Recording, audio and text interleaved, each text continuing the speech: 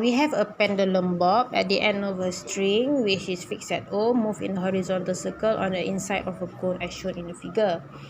If the tension of the string is T, okay, so where's tension? The tension of the string. Okay, so this is the tension of the string. And the normal reaction of the cone. Okay, so we got a few forces here. We got 3 forces that acts on the pendulum bob. First is the weight.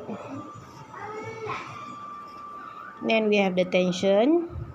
Okay, and then we have normal because this one is on a surface, so we have a normal. Okay, so we got 3 forces here. But then the normal here, they use the symbol R. Okay, they use the symbol R. Okay, symbol R. Okay, and the normal reaction of the cone surface on the bob is R. Which of the following gives the centripetal force on the bob? Okay, so we want to find what is equal to centripetal force. The centripetal force will act in this direction.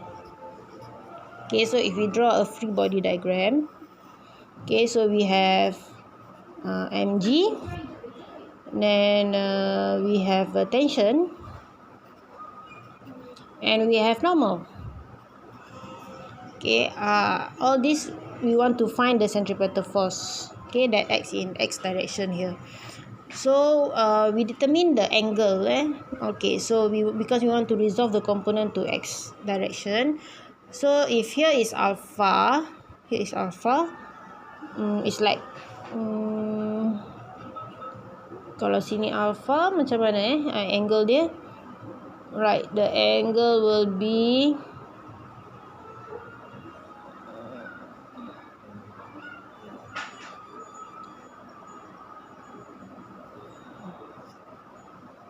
over here. So di sana alpha, that's alpha. And I always write normal. Actually this is R lah. Okay, this is R, normal reaction. Okay, we use the symbol that is used in the question. Alright, and then what about beta? Okay, where's beta?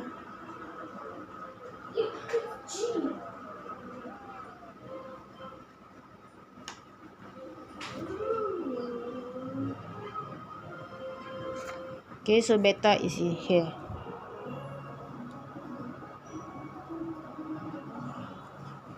Okay, that's beta.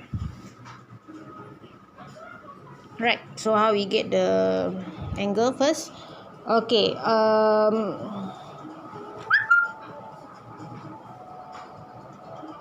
this is like 90 degree, this is beta, this is also 90.